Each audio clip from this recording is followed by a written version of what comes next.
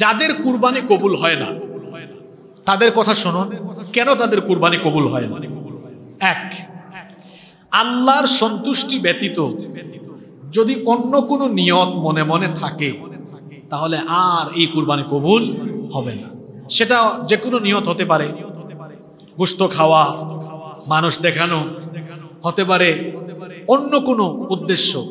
আল্লাহকে সন্তুষ্ট করা ব্যতীত অন্য কোনো নিয়ত অন্তরে থাকলে ওই ব্যক্তির কুরবানি কবুল হবে না। নাম্বার 2, 2 নাম্বার, আমি এলাকার খুব নামি দামি ব্যক্তি, আমার অনেক টাকা পয়সা, অনেক যশ খ্যাতি আছে, আমি যদি কুরবানি না দেই মানুষ কি বলবে, মানুষ কি বলবে, অথবা আমি যদি কমপক্ষে এত লক্ষ টাকা দিয়ে না কিনে লোকে কি বলবে, এই যে লোকে কি বলবে এটা অন্তরে নিয়ে আসা রিয়া হয়ে গেল।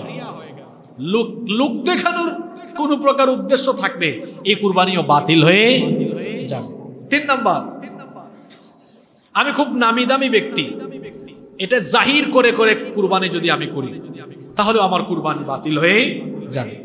4 নাম্বার, আমি যদি কুরবানি দেই তাহলে আমি এই কুরবানিটা দিলে মেয়ের বাড়িতে গোশত উপহার দিব, এই নিয়তে কুরবানি দিলেন, কুরবানি বাতিল হয়ে যাবে।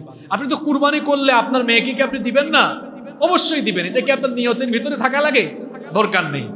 এরপরে অবৈধ পদ্ধতিতে হারাম ভাবে নজিরবিহীন কাণ্ডে আপনি টাকা পয়সা উপার্জন করে ওই নজিরবিহীন টাকা দিয়ে কুরবানি করলে এই হারাম টাকার কুরবানি কবুল হবে না। কত হারাম ঘুর আছে, 5 লক্ষ 6 লক্ষ টাকা দিয়ে কুরবানি পশু কিনেছে, আরো দাম দিয়ে কিনেছে, আর আরেক ব্যক্তি হালাল টাকা 14,000 15,000 টাকা দিয়ে একটা ছাগল কিনেছে। কার কুরবানি আল্লাহর কাছে কবুল হবে? আল্লাহ পবিত্র নেন, অপবিত্র কোনো কিছু নেন না। এরপরে আরো একটি বিষয়, আল্লাহর আনুগত্য যার জীবনে নাই তার কুরবানির কোনো দাম।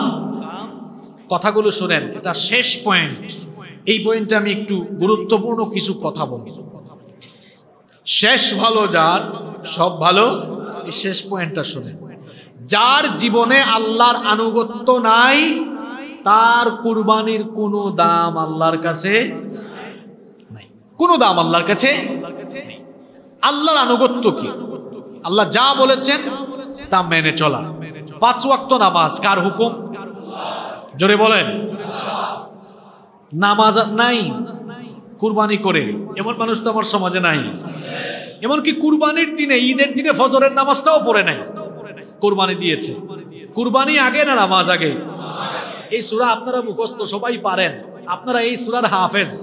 ইন্না আতাইনাকাল, বলেন পরের আয়াত কি? ফাসাল্লি, এই তো আপনারা এই সূরার হাফেজ। এখানে আগে কি বলা হলো? ফাসাল্লি লিরাব্বিকা ওয়ানহার, আপনি আপনার রবের জন্য সালাত আদায় করুন এবং কুরবানি করুন। সালাত আগে, নামাজ আগে না কুরবানি আগে?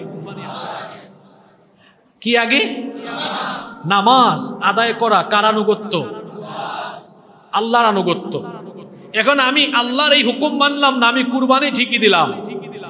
আমার জীবনে ইসলামের সবচাইতে বড় ইবাদত কোনটা? বলেন, নামাজের উপরে কোনো ইবাদত আছে? সবচেয়ে বড় ইবাদতের নাম হলো, ওইটা ঠিক নাই, কুরবানি ঠিক আছে। সবচেয়ে বড় আনুগত্য তো এটা। আমি বলেছি যার জীবনে আল্লাহর আনুগত্য নাই তার কুরবানির কোনো দাম আল্লাহর কাছে।